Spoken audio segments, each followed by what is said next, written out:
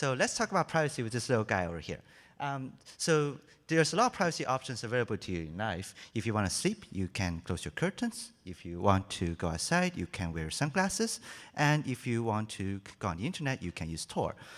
Browsing the web with Tor gives you anonymity and privacy, but Tor has attacks. These attacks are becoming more and more motivated because as we live in a more digitized age, the attackers want more and more of your information online. So I'm Taiwan, and today I'm going to be talking to you about a specific line of attacks called website fingerprinting. Website fingerprinting, we have new attacks and provable defenses for website fingerprinting. This is joint work with my supervisor, Ian Goldberg. We're from the University of Waterloo, as well as a research group from Stony Brook University, Xiang, Rishab, Nithyanand, and Rob Johnson. So what is website fingerprinting? I'm going to try to be describing it with an analogy. Let's say we have the client and the server who want to talk to each other through those two walls, and they're going to be using this mind-blowing new technology called two paper cups on a string. Now, suppose now the attacker will be sitting between those two walls and will be trying to determine what they're talking about. So, which is to say, the attacker is a local passive eavesdropper, and they want to, and they're trying to look at your packet sequences. So thanks in part to encryption and Tor's own padding scheme and Tor's website fingerprinting defenses, the attacker cannot tell the frequency or intensity of this vibration. However, the attacker can still see the packet timing and the packet directions, and the attacker will throw that into a website fingerprinting classifier. So our attack, which will be represented with this awesome X here, will be is shown to be much faster than previous attacks. We are about 3,000 times faster than the previous best attack. It is more accurate than previous best attacks, and it is also more effective in the open world. So this is a bit of a difficult concept. Let me try to describe what the closed world means with a story, the complement of the open world. Suppose you were a student, and you, of course, you took a lot of exams, and they could often be very difficult. But no matter how difficult they were, you could always be certain, hopefully certain, that the exam covers material from a fixed and relatively small syllabus. So the exam won't ask you questions outside of the syllabus. So if you study well for the exam and you prepare your materials well, you can take advantage of this situation and always be able to do well in this exam. Or you can cheat. And so that was the closed world. What is the open world? The open world is like when after you graduate, anyone can at any time ask you questions about any field, even fields that you have no knowledge about. And at some point, you're going to have to say, I have not studied this field, I don't really know much about this, I don't know the answer to this question. That's an open world classifier. Translating that to website fingerprinting, a closed world classifier is able to answer and distinguish within a fixed set of web pages, whereas a open world classifier should be able to answer, this is a non-monitor page, I don't really care about this page, or I don't know about this page, it is outside of my purview. So, but it should still be able to distinguish between monitor sites. So what is our attack? Our attack uses the KNearest neighbors classifier, which is just about the simplest classifier you can think of. Suppose the question marks here are the testing points, and the color circles are the training points. You simply look at the neighbors of each testing point and take majority. So in this case, k equals to 4, and you can color the circles pretty easily. So because of its simplicity, it actually has a great number of advantages. It has no training time. It has sublinearly increasing testing time. It's non-parametric. And also, especially for website fingerprinting, it has this multimodal property that's really nice for us. What is the multimodal property? Some classes are multimodal in the sense that they contain a class could contain several clusters of points that are far away from each other. In some sense, they should have been different classes, but they got the same label somehow. Parametric solutions could deal very poorly with those because they violate the parametric assumptions, but the KNearest neighbors classifier doesn't really care.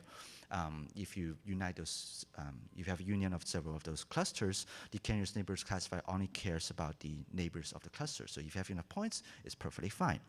Why is this multimodal property important for us? Well, web pages are often multimodal because, for example, Google would have different localization versions depending on where you're visiting from, and your user settings like JavaScript or having caches could change whether, which web page version you're getting. And without expert knowledge, this can be really hard to deal with. It will really lower accuracy, but if you just use the KNearest neighbors classifier, you can deal with these pages without having to train specifically for that. So central to the operation of this K-nearest neighbors classifier is the notion of neighbors, and neighbors means distance. How do you define the distance between two packet sequences? So for example, can you say that packet sequences from Reddit and YouTube are similar simply because they're both cat worshipping websites? So we define distance with this notion by drawing fixed length feature vectors from these packet sequences. Our features include 5 categories. We have total time, we have packet counting, we do packet directions, we try to identify the concentrations of the packets, and we try to find bursts of continuous packets within the same direction. So these features total up to about 3,700 features, and we're going to have to rely on the distance training mechanism to filter down to the important features. So we tried using the Euclidean distance on this feature vector, but it didn't work very well. So we wrote our own distance training mechanism. We are going to learn a weighted taxicab sum, which can be represented by this formula. We are trying to learn a WI where I goes up to like 3,700, which will be eventually multiplied to the absolute difference of feature values. The way we learn WI is to rely on each point to provide a vote, a recommendation on how the weights should change. And there will be a central mechanism that says we are going to, this is what the final weights will be. The principle each point uses to determine its weights is that it will recommend the weights that makes itself easiest to classify. So, and that will make, hopefully, when we collect all of those points, those recommendations, all points will be easy to classify. Recall that we have this multimodal property in the K-nearest neighbors classifier, which we really want to preserve. But this creates a bit of a dilemma, because we want 2 points from 2 different clusters. We don't want them to be close to each other, so we don't need distance training to force them to be close to each other. However, without knowing the distance, how can we know where the clusters are? So we have this catch-22 situation. Distance training should be done on close points, but close points are informed by distance training. How do we resolve this? The way we resolve this is to do an iterative process. So rather than simply doing a single vote, each point will turn by turn give the recommendations to the system. The distance will be changed after the recommendations, and the next point will iteratively decide the recommendations on the new distance. So the distance will be recomputed over and over again until it converges to a nice value. Let's try to see let's try to evaluate this process. So we collected 100 circles, 9,000 circles, 100 colors, 90 circles each. They're monitor sites, 100 different colors. So these different web pages are collected from ban lists from the UK, from Saudi Arabia, from China. They're sensitive sites of political, religious nature. And also 9,000 gray circles, the non-monitor sites from Lexus Top, and they will help inform the classifier what a non-monitor site should look like. The way we evaluate accuracy is to do leave one out classification. We simply cover up one circle, we cover up the color, and then we ask the classifier, what is the color of the circle I just covered? And we do this one by one until it goes through the whole list. And so we get accuracy values. The central principle we use for classification here is that if there is no consensus among the neighbors, then we classify it as a non-monitor point. This is a very conservative approach, and it helps drive down the false positives. So in this case, even if you have a majority of your neighbors being a monitored page, just because you have a gray circle next to you, we will say that you are a non-monitor page. So we need that to trade off false positive rate for true positive rate. Having this principle gives us 2 parameters we can vary in order to get a good accuracy value. The first parameter is the number of gray circles. If you increase the number of gray circles, it becomes more likely you evaluate a point as a non-monitor point. The second parameter is the number of neighbors. If you increase the number of neighbors, it's harder to reach a consensus, and therefore it's more likely to classify a point as a non-monitor point as well. So varying those 2 parameters, we get a series of values on true positive and false positive rate, which we'll draw in this curve. We draw a Pareto optimal curve over them. Notice the y-axis is logarithmic, and the x-axis is linear. 2 particular points I would like to point your attention to are the true positive rate 85%, gives us a false positive rate of 0.6%, as well as if we can take down the true positive rate by about 10%, we can have a false positive rate of 0.1%, which is very nice for us. But not for Tor. So if we compare to the previous best attack, we can see that our newest attack has a false positive rate that is about 10 times better than the previous attack, 10 to 60 times better. And in fact, if you compare with older attacks where the analysis was only done on a small problem size, it may seem that they have a good false positive rate, but increasing the problem size by 100 times would also increase the false positive rate by 100 times. So this, in fact, we have a much better false positive rate than the previous best attacks. Why do I keep talking about this false positive rate thing? Why is it important to us? Well, because of the context of website fingerprinting, the base instance rate of visiting a monitor site could be very low. Now, if you have, for example, a 1% base instance rate, then for the old attack, you will be overwhelmed with false alarms, so you can't really do anything about your attack. Whereas for our new attack, you still have the vast majority of your alarms will still be true. So I mentioned those two parameters we could vary. Let's look at the first parameter, the number of gray circles to Surian. We varied that from about 50 to 5,000. And notice that the y-axis, the false positive rate decreases very quickly, whereas there isn't much of a change in true positive rate. So it's generally positive for us to have more gray circles in the classifier to inform the classifier what the non-monitor site looks like.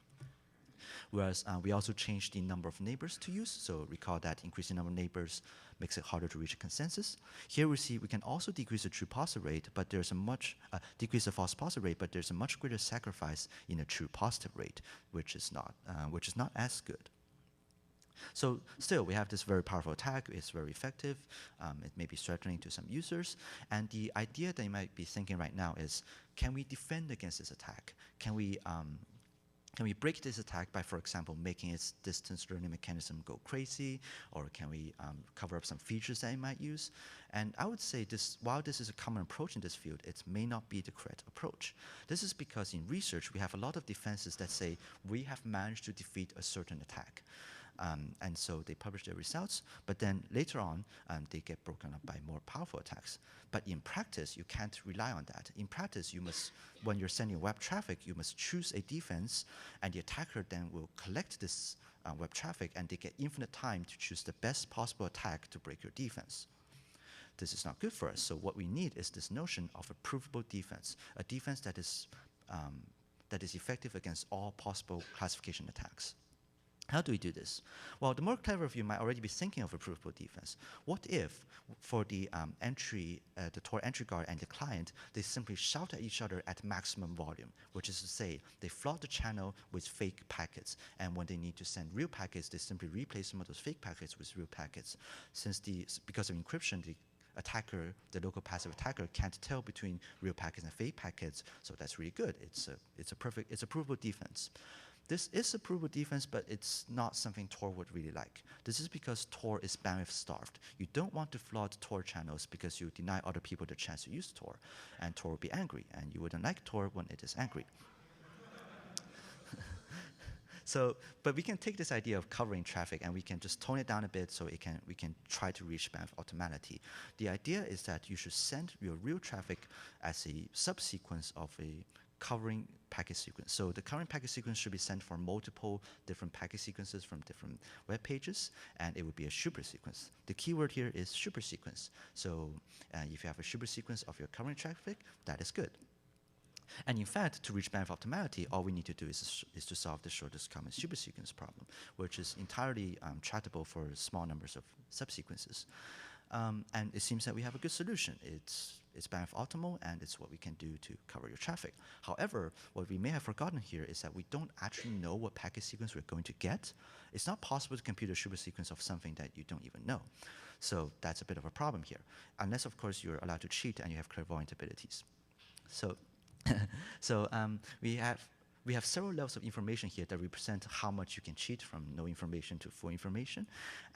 So if you have no information, you have a different strategy. Rather than computing a supersequence on the fly, you're going to have one supersequence that you're going to use for all of your traffic, perhaps a supersequence that's provided by Tor, for example. And this supersequence will try to be bandwidth optimal for your users. If you have some information about the web page that you're about to visit, you can actually use a different strategy. You can have multiple supersequences, and given your information about the web page, you choose the supersequence that gives you the lowest possible overhead. And with this, you might be able to save on the overhead, but how to incorporate this web page information into a choice remains a difficult problem. Now, of course, you have full information, it becomes a lot easier. You can compute the supersequence while you're trying to load the page, and you can use as many covering packet sequences as you want, given your anonymity level. So we drew curves for all of these three levels of information. The x-axis is the maximum accuracy of any possible attack, and the y-axis is the bandwidth overhead. So we have quite a large bandwidth overhead here. For no information and site information, it's about 60 to 90%, whereas for full information, it's quite a bit lower. So full information represents a theoretical maximum for this line of provable defenses. So this would be the final slide of the talk. Let's pit our attack against our provable defense. What are we going to get here? So since our provable defense is, in fact, provable, our attack, looking at the last two rows, cannot break our defense. It achieves an accuracy that's lower than the maximum accuracy that we are allowing, even though the overhead is a little big. But if you look at the first two rows, for example, it is able to achieve a really good accuracy on previously good defenses. And in fact, what's also surprising is that for the third row, decoy pages, which is where you load one real page with one decoy page every time, we can still achieve a pretty good accuracy. What's important to emphasize here is that there's no maximum accuracy on those defenses, and you can, in fact, achieve a better accuracy than this if you have a better attack. Whereas for provable defenses, you will never have more, no attack can achieve more accuracy than that. So the central takeaway I'm going to give here is that website fingerprinting attacks can and will continue to break unproven defenses until we get proven defenses that are effective and bandwidth optimal.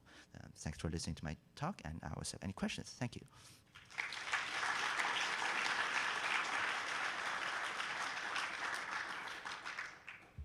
We've got some time for questions now. Hi, my name's Tom Marr. I'm from Salesforce. Can you talk a bit more about the specific features that you use to build up your KNearest neighbor graphs? Yes. Features, here we go.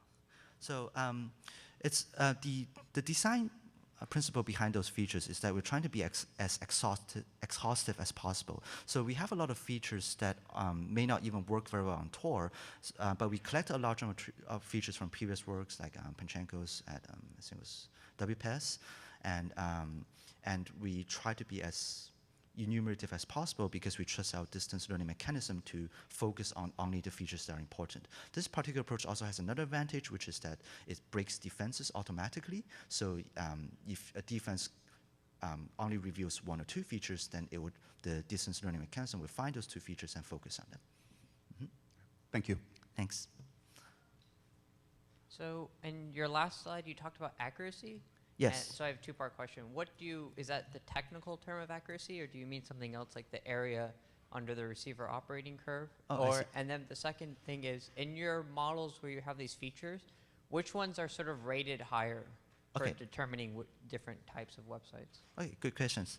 So for accuracy, it's the accuracy of guessing the web page correctly. So here the accuracy is even if you use those defenses, we can try to guess the accuracy. We can try to guess which web page you're visiting. So that would be, it is the traditional definition of accuracy. And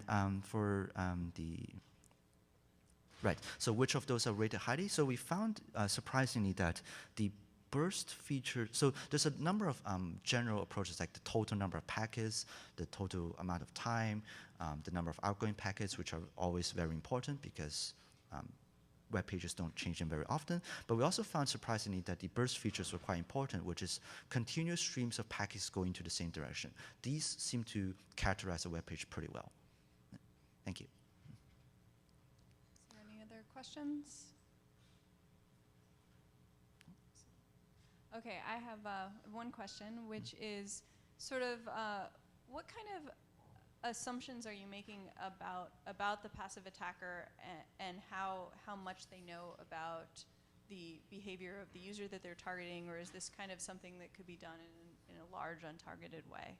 Right. That's a great question. So again, part of the design philosophy, I guess, is that we want to have this multimodal thing where even without expert knowledge, you could still train your attack. If you collect enough data from different clusters, you can still train your attack against those different clusters. So you don't need to know which element the client is in, which cluster the client is in, but you can sort of focus on that automatically. So, but we don't have solid results on, for example, if the attacker collected from this particular data set and the client was using another type of setting that the attacker never knew about. We are not sure if that's if there will be a good accuracy. However, we would point out that, for example, Tor browser bundle really recommends that you don't change any of its settings, so there might not be a lot of different settings. But for example, distance might be a factor that we cannot really deal with. Yeah. All right, thank you very much. Thank you. Um,